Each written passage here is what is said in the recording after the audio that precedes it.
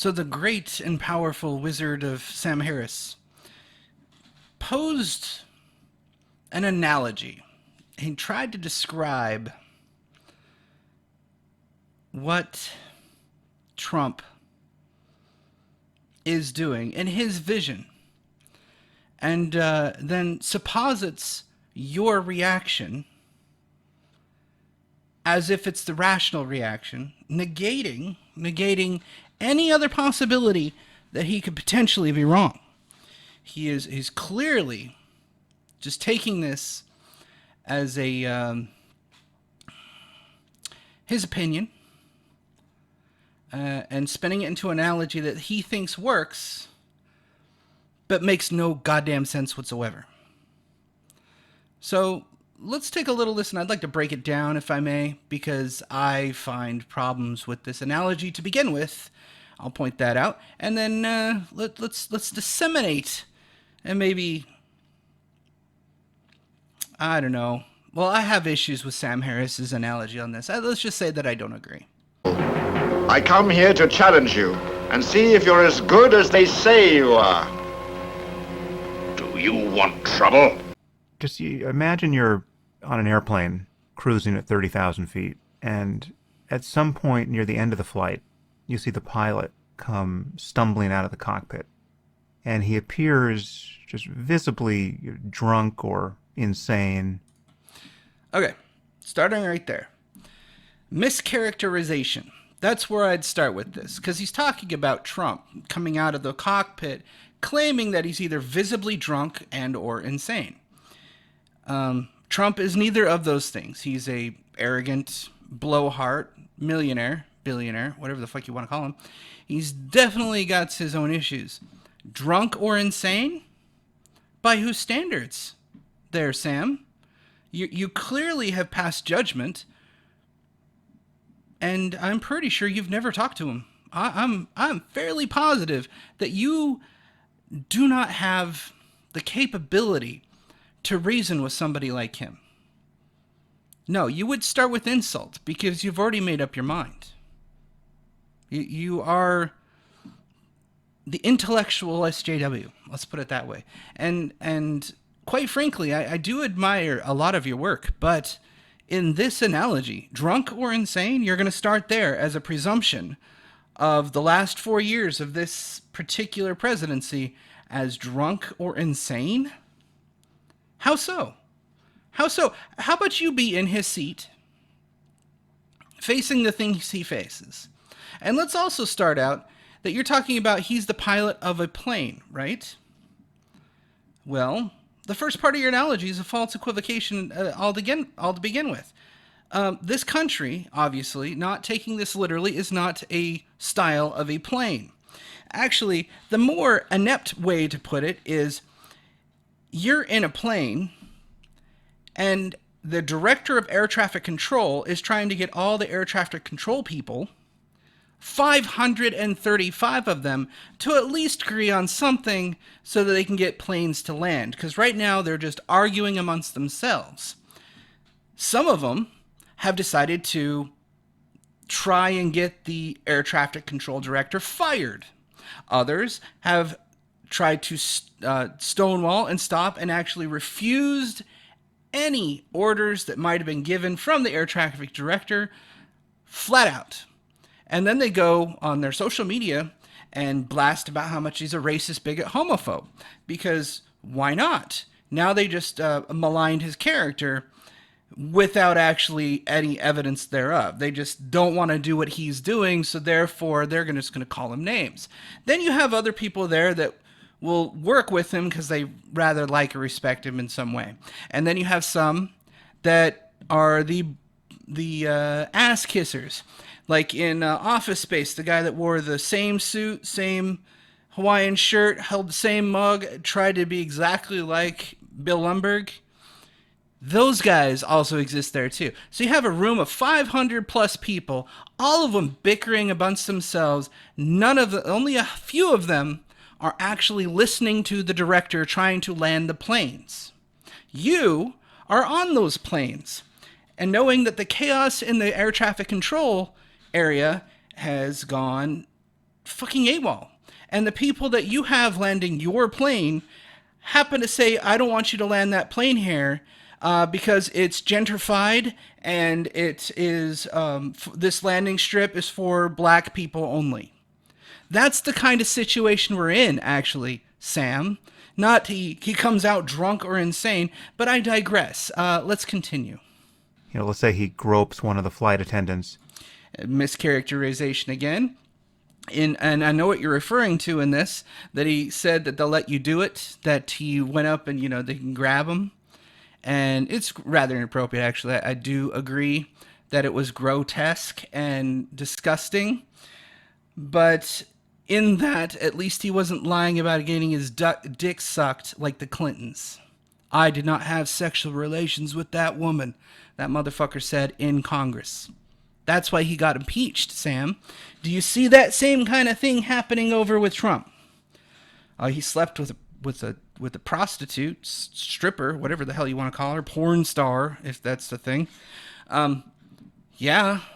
And he never actually denied it. He says, there's an NDA.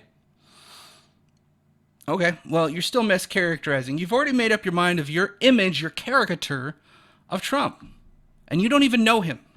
That's the thing that bothers me the most. You are making grand assumptions upon a person without knowing said person. Other people might call that bigotry and discrimination, Sam.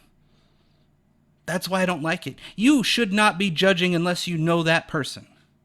You have never met them. You don't know their situation. You don't know what they've been through. You don't know where they're coming from. I doubt you've even listened to a word he says unless you were forced to from CNN clips. That's where I'm going with this. But let's continue. He gets on the PA system and he begins bragging about how rich he is. And maybe he starts castigating the passengers for having insulted him. He might say, if you want me to land this plane, you have to be nicer to me. Right? I mean, something completely out of keeping with the role and responsibility he has to safeguard the lives of people on that plane. Okay. Well, I already explained how your plane analogy is way off kilter, but let's take it a different way. All the passengers have to collectively decide whether to land the plane or not. Some of them are saying you're a racist, bigot, homophobe, piece of shit, son of a bitch. I want you off this plane before we even land. In fact, Mr. Pilot, I impeach you. Get off the plane. Now there's no pilot.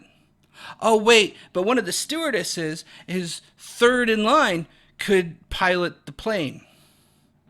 She's only been in politics for 35 years and hasn't accomplished a single thing she's arguing for right now. Is that how it works, Sam? 35-year-old veteran pilot that has never piloted a plane now wants to pilot the plane. Got her pilot's license 40 years ago and hasn't touched it since. Is that what your analogy is going with?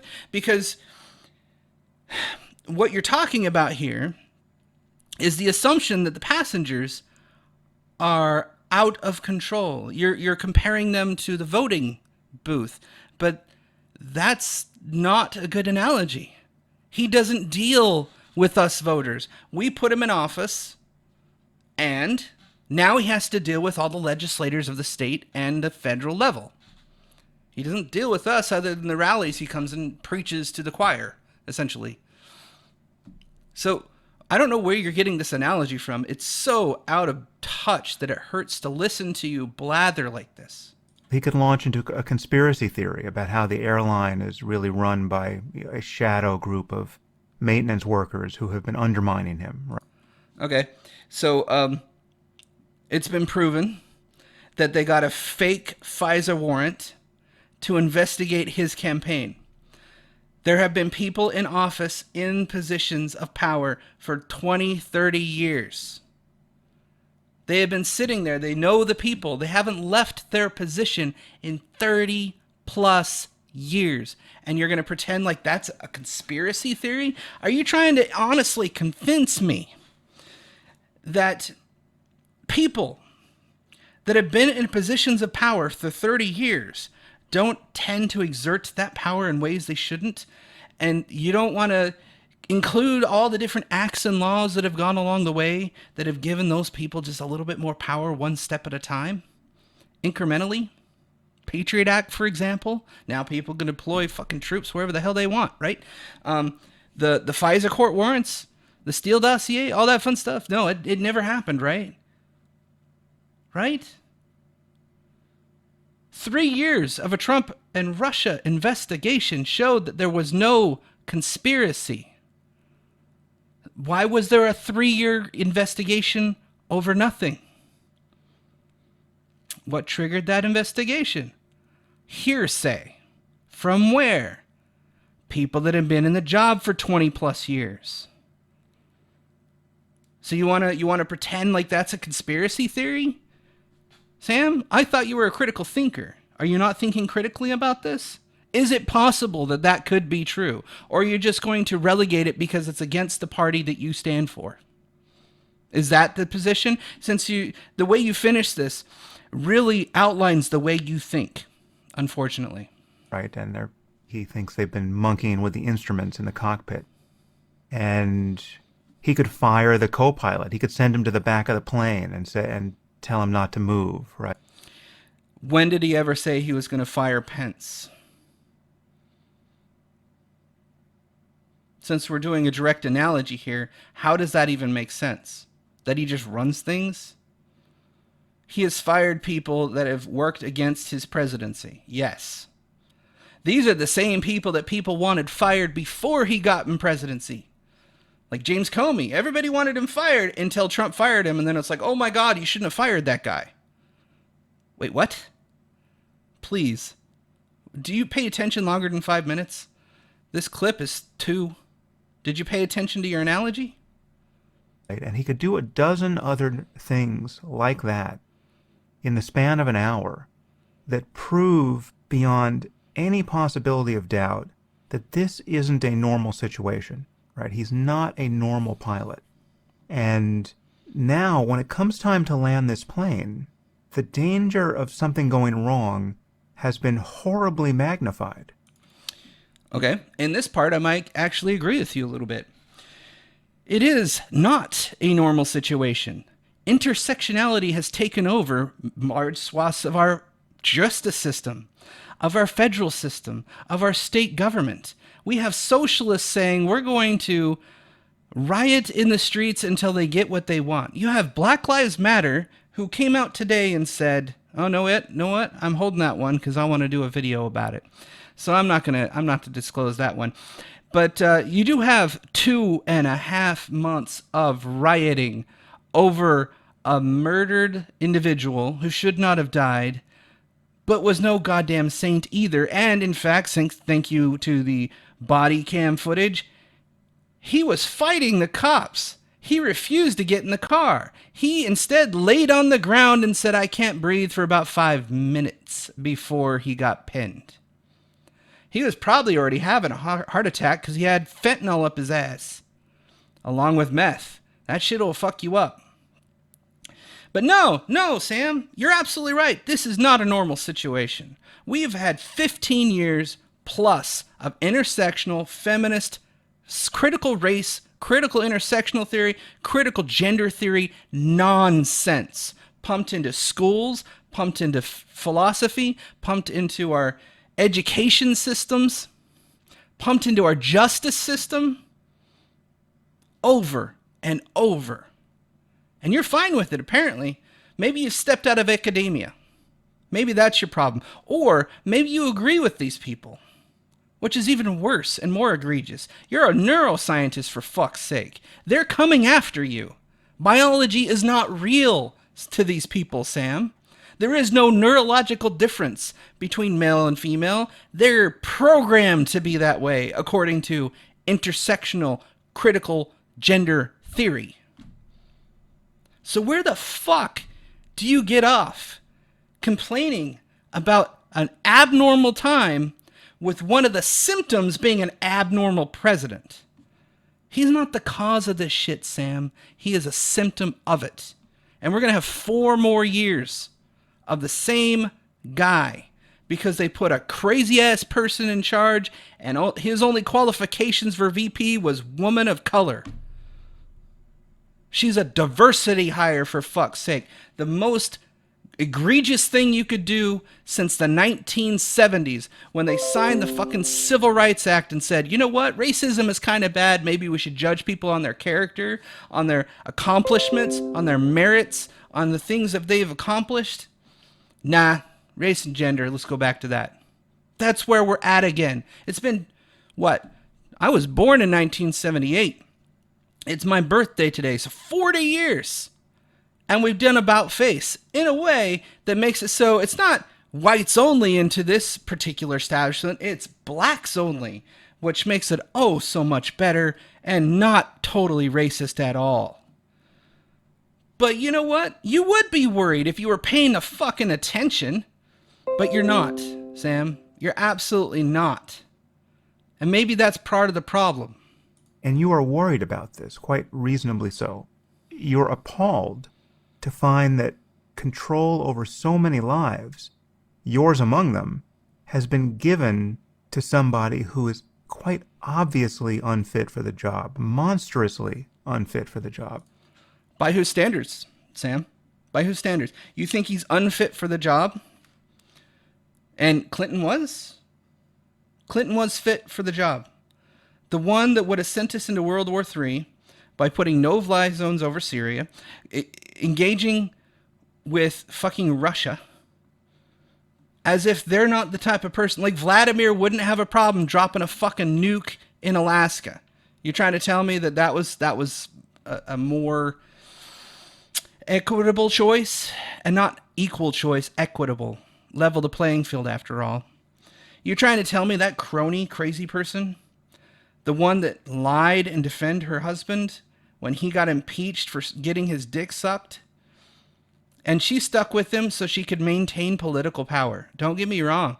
I don't believe for a second she stuck with him because she loved him. No way in fucking hell.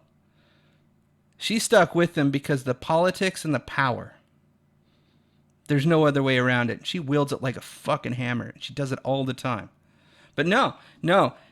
You're going to agree with me here. He does seem unfit for the job because the job that he has been placed into is something uncommon to him. He is a CEO. He's used to just telling people what to do and they do it. You can't do that here. It's constant negotiation, which I'll get to my analogy in a little bit.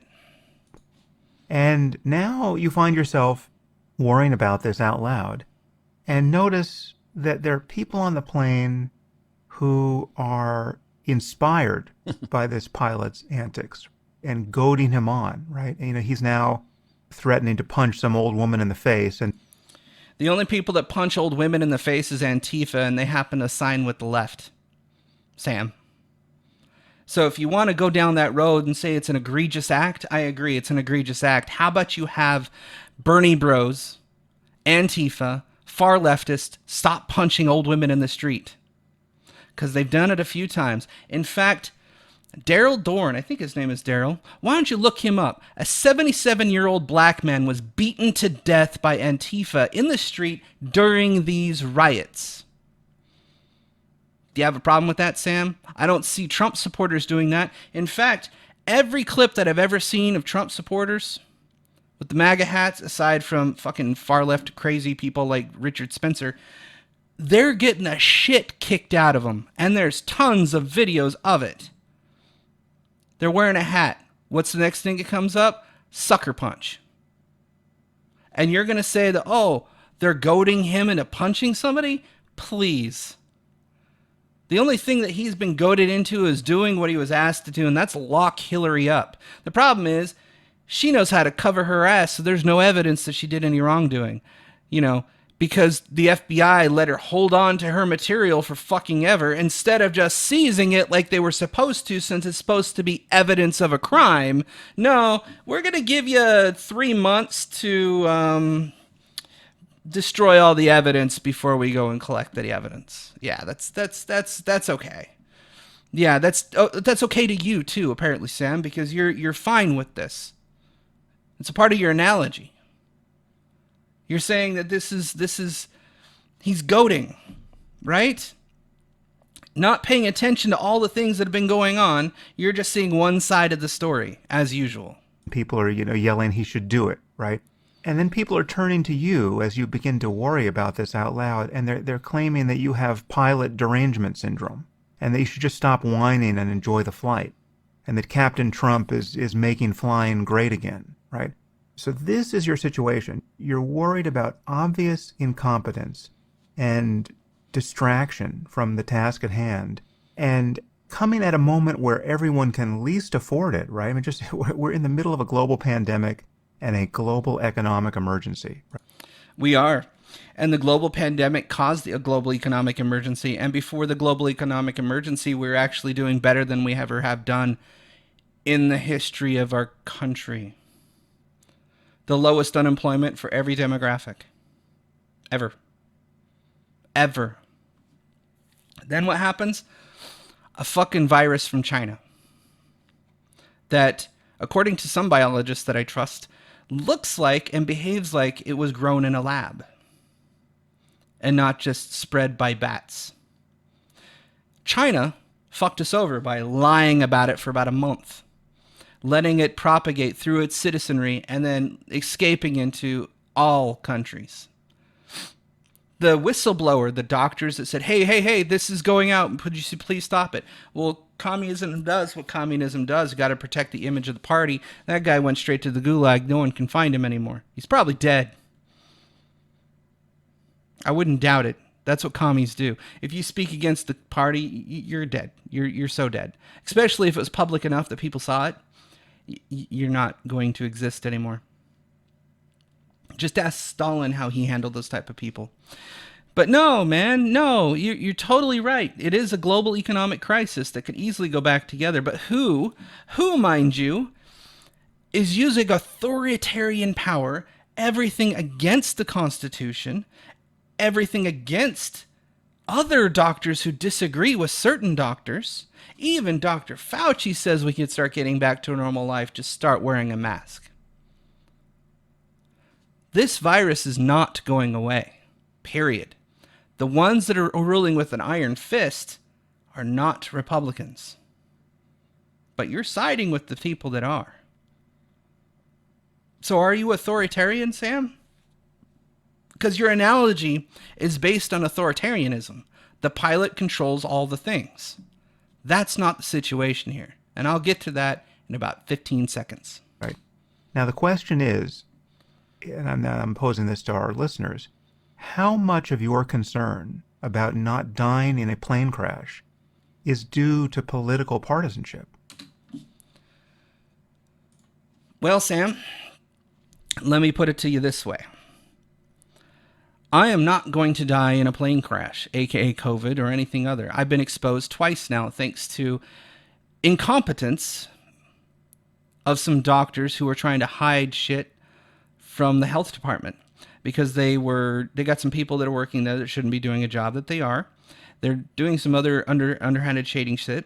It got my sister sick. Then before she knew she had COVID, she came around me. She came around her daughter.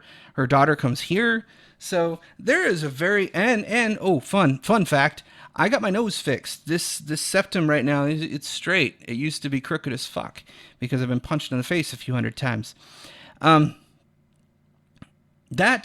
had surgery in a major respiratory cavity that I could easily just catch this shit in a heartbeat, right?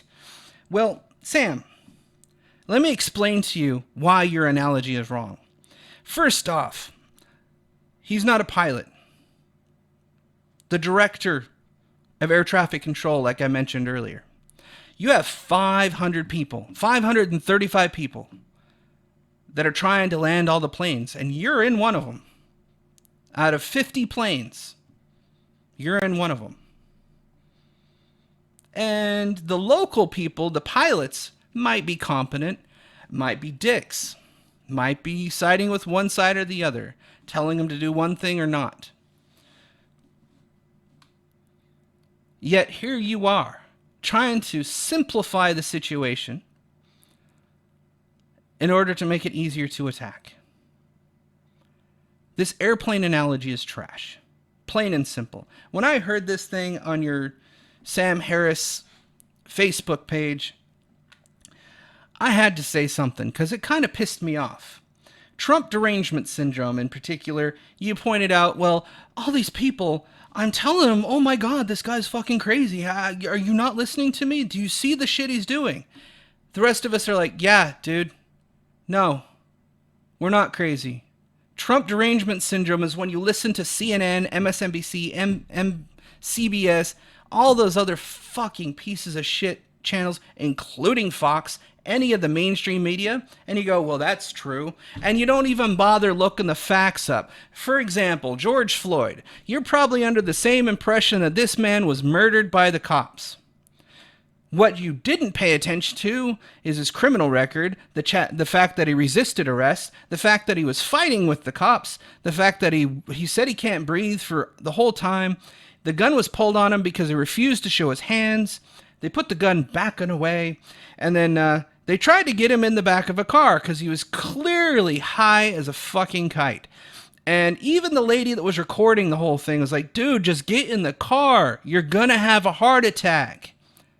He kept on fighting. I'll just lay on the floor. I'll just lay on the ground. I'll just lay on the ground. So they pinned him to the ground and waited until they could get his ass up and put him in the truck, and then he died. Now, 8 minutes with a knee on the neck is fucking painful. But he was so high, I bet you he didn't even feel it. I'm pretty sure fentanyl with meth, your nerves go fucking insane. Sam, why don't you describe what fentanyl does to the nervous system from a neurological perspective, along with methamphetamines? Explain that to your viewers and listeners. Explain that in detail, because that's how high George Floyd was. Now, in the meantime, there was a black man that came out of his house, and there was a kid playing in the street, and he just went up and shot him in the head. Where is the outrage? Where's the protest? Where's the White Lives Matter? Where's the mural? Where's the demand of statues being taken down? Where's the riots? Where's the people burning buildings because this kid was shot in the head by a black man? Nowhere to be seen. You know why? Some of us aren't fucking racist and individualist. We don't think in group tectonics or group therapy. I don't know how else you want to put it. We don't organize ourselves into groups. It's individualism that's more important than the group. The needs of the one outweigh the needs of the many. Not the other way around in some people's cases. The needs of the many outweigh the needs of the one or the few. It depends on perspective now, doesn't it? Depends on the position. A moral question and judgment such as that, if you leave it up to pure logic, you will always kill the needs of the one over the many. But as some people like to call unconscious bias what it is, which it isn't. Not to go in too big of a tangent, but say that person that is the one is your mother. Are you still going to kill the one for the needs of the many? Or are you going to save your money and save your mother and screw those group of people? They mean nothing to you. You don't even know them. They don't even speak the same language as you. Let's go even that far. But your mother is the one on the other side. Are you going to kill her to save those people? Some people might logically say yes, because they have a broken moral compass, maybe. Or they might be in situations where I am where, like, no, you ain't going to save your mother. There's no point. She's crazy already anyways. She probably put herself there on purpose. Which is a harsh thing to say, mind you. But even that situation, I'd still probably save my mom over random people. Given everything that I've been through. But I digress from that situation. Now, Sam, your analogy is trash.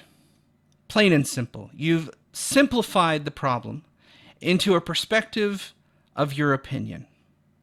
And you assume that the people in the plane are the voters. Well, you're partly right. The people in the plane would be the voters, all 50 planes. Some of them bigger than others. Some of them have more say than others. But air traffic control don't know its ass from its elbow. The person trying to direct air traffic control saying, guys, could you get your job done, please? Some of them listen. Some of them don't. Some of them say he's a racist and go on social media and talk some shit. Some of them try to get him fired. Now put yourself in those shoes before you pass judgment. That's all I got to say about this one. It kind of irritated me because Sam Harris is a person I respect. But that kind of horse shit coming out of his mouth, wow. Just wow. The sheer audacity to simplify such a thing. I knew he was leftist in general terms. But to think that that guy takes headlines and media pundits on face value alone, knowing full well that these sons of bitches lie to you to your face and have been caught multiple times. It's like going back to a cheater, right? The cheater just slept with your best friend. And they come back, oh, I made a mistake. I'm so sorry. I won't do it again. I'm so sorry. We made a mistake. And we fixed it. It's no longer a problem. We won't have this mistake anymore. And then they do it again. Same shit, man. The MSM does that too.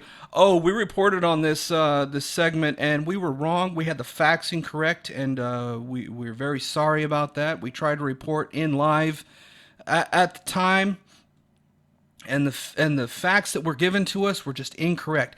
That's also called being lazy. You could state just the facts and go, well, we know this situation happened. We're digging into it. Period. That's it. No, they go, well, the situation happened. This guy's wearing this. So he's obviously a racist, bigot, homophobe. Looks like it was coming to him.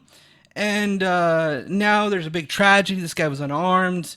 Somebody's dead. And he's obviously black. So clearly a racist problem. And blah, blah, blah, blah. None of it's true. When you get all the facts, none of it is true. So, before I lose my voice, I'm done. Thank you for watching this video. Hope you like, share, subscribe, all that fun stuff. Pass this one along because YouTube's a bastard, and I'll see you next time. I only want to prove that I am the greatest.